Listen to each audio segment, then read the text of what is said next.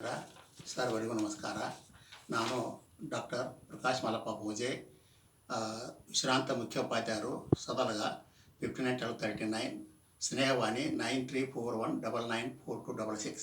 ಈಗ ನಾನು ರಾಣಿ ಚೆನ್ನಭೈರಾದೇವಿಯ ಒಂದು ಕಿರು ಭಾಷಣ ಸ್ಪರ್ಧೆಯನ್ನು ಭಾಗವಹಿಸಿದ್ದೇನೆ. ಅದನ್ನು ನಾನು ಓದ್ತಾ ಇದ್ದೇನೆ, ನೋಡಿ ಸರ್. ರಾಣಿ ಚೆನ್ನಭೈರಾದೇವಿಯ ಆಡಳಿತ 1552ರಿಂದ 1606, 16ನೇ ಶತಮಾನದ ಕರ್ನಾಟಕದ ಕರಾವಳಿ ಭಾಗವನ್ನು, ಅಂದರೆ ಗಿರಸೊಪ್ಪವನ್ನು ಆಡಳಿತದ ಜೈನ ರಾಣಿ 54 ವರ್ಷಗಳ ಕಾಲ ಆಳ್ವಿಕೆ ನಡೆಸಿದ ಇವರು ಪೋರ್ಚುಗೀಸರಿಂದ ದಿ ಕ್ವೀನ್ ಆಫ್ ಪೆಪ್ಪರ್ಸ್, ಅಂದರೆ ಕಾಳುಮೆಣಸಿನಕಾಯಿ ಎಂದು ಕರೆಯಲ್ಪಟ್ಟರು. ವಿಜಯನಗರದ ಸಾಮಂತರಾಗಿ ಇವರು ಭಟ್ಕಳ, ಹೊನ್ನಾವರ ಬಂದರುಗಳ ಮೂಲಕ ಮಸಾಲೆ ಪದಾರ್ಥಗಳ ವ್ಯಾಪಾರಕ್ಕೆ ಪ್ರಸಿದ್ಧರಾಗಿದ್ದರು. ಇವರು ಭಾರತೀಯ ಇತಿಹಾಸದಲ್ಲಿ ಅತ್ಯಂತ ದೀರ್ಘಕಾಲ ಆಳಿದ ರಾಣಿಯಲ್ಲಿ ಒಬ್ಬರು. ಪೋರ್ಚುಗೀಸರೊಂದಿಗೆ ಛಲವಾದ ವಾಣಿಜ್ಯ ಸಂಬಂಧವನ್ನು ಕಾಪಾಡಿಕೊಂಡು ಮೆಣಸು ಮತ್ತು ಇತರ ಮಸಾಲೆಗಳನ್ನು ಯುರೋಪಿಗೆ ರಫ್ತು ಮಾಡುತ್ತಿದ್ದರು. 1570ರಲ್ಲಿ ಪೋರ್ಚುಗೀಸರ ವಿರುದ್ಧದ ಯುದ್ಧಗಳಲ್ಲಿ ಜಯ ಸಾಧಿಸಿ ತಮ್ಮ ರಾಜ್ಯದ ಸಾರ್ವಭೌಮತ್ವವನ್ನು ಉಳಿಸಿಕೊಂಡರು. ಇವರು ಜೈನ ಧರ್ಮದ ಅನುಯಾಯಿಗಳಾಗಿದ್ದರು. ಎಲ್ಲ ಧರ್ಮಗಳಿಗೆ ಗೌರವ ನೀಡುತ್ತಿದ್ದರು. ಇವರ ಆಳ್ವಿಕೆಯಲ್ಲಿ ಅನೇಕ ಜೈನ ಬಸ್ತಿಗಳು ಮತ್ತು ದೇವಾಲಯಗಳು ನಿರ್ಮಾಣಗೊಂಡವು. ಜೈನ ಧರ್ಮದ ಅನುಯಾಯಿಗಿದ್ದರು.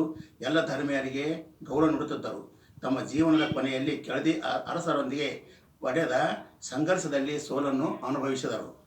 ಗಿರಸೊಪ್ಪೆಯ ಸುತ್ತಮುತ್ತಲು ಪ್ರದೇಶದಲ್ಲಿ ಇಂದಿಗೂ ಇವರನ್ನು ಅವರಸಿ ಎಂದು ಭಕ್ತಿಯಿಂದ ನೆನೆಸಲಾಗುತ್ತದೆ. ಇವಳನ್ನು ಪೋರ್ಚುಗೀಸರು ರೈನಾ ದೆ ಪಿಮೆಂಟ ಎಂದು ಹೆಸರು ಕೊಟ್ಟಿದ್ದರು.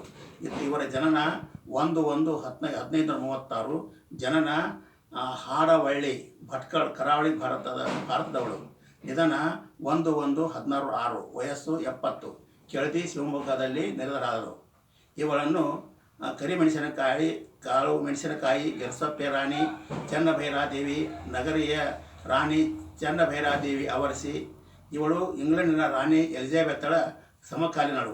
1671ರಲ್ಲಿ ಸಂಯುಕ್ತ ಸೇನೆಯ ನಾಯಕತ್ವದಲ್ಲಿ ಇವರು ಗೆದ್ದಿದ್ದರು. ಕೆಳದಿಯ ರಾಜಹಿರಿಯ ವೆಂಕಟಪ್ಪ ನಾಯಕ 70 ವರ್ಷದ ವೃದ್ಧ ರಾಣಿ ಭೈರಾದೇವಿಯನ್ನು ಮೋಸದಿಂದ ಸೆರೆ ಹಿಡಿದು ನಗರಿಯ ಸೆರೆಮನೆಯಲ್ಲಿ ಆಕೆಯ ಸಾರ್ವಜನಿಕರನ್ನು ಹಿಡಿದಿಟ್ಟ ಮತ್ತು ತಮಗೆ ಸಹಾಯ ಮಾಡಿದ ಗೊಂಡ ನಾಯಕನನ್ನು ಕೊಲ್ಲಿಸಿದ ಎಂದು ಡಾಕ್ಟರ್ ಗಜಾನನ್ ಪುಸ್ತಕದಲ್ಲಿ ಉಲ್ಲೇಖಿಸಲಾಗಿದೆ. ಚೆನ್ನಭೈರಾದೇವಿ ನಿರ್ಮಿಸಿದ ಮಿರ್ಜಾನ ಕೋಟೆ ಇಂದಿನ ಉತ್ತರ ಕನ್ನಡ ಜಿಲ್ಲೆಯಾಗಿದೆ. ಜೈನ ಭೈರಾದೇವಿಯು ಸಾಮ್ರಾಜ್ಯವು ದಕ್ಷಿಣ ಗೋವಾ, ಉತ್ತರ ಕನ್ನಡ, ದಕ್ಷಿಣ ಕನ್ನಡ, ಭಟ್ಕಳ, ಮಲ್ಪೆ, ಹೊನ್ನಾವರ್, ಮಿರ್ಜಾನ್, ಅಂಕೋಲಾ, ಬೈಂದೂರು ಮತ್ತು ಕಾರವಾರಗಳನ್ನು ಆವರಿಸಿದೆ. ಇವರು ಸಾಳುವ ವಂಶದ ಕೊನೆಯ ಅರಸಿ ಚೆನ್ನಭೈರಾದೇವಿಯಾಗಿದ್ದರು. ರಾಣಿಯ ಜನ್ಮಸ್ಥಳ ಕರ್ನಾಟಕದ ಉತ್ತರ ಕನ್ನಡ ಜಿಲ್ಲೆಯ ಹೊನ್ನಾವರ ಸಮೀಪದ ಹಾಡುವಳ್ಳಿ ಗ್ರಾಮದಲ್ಲಿ.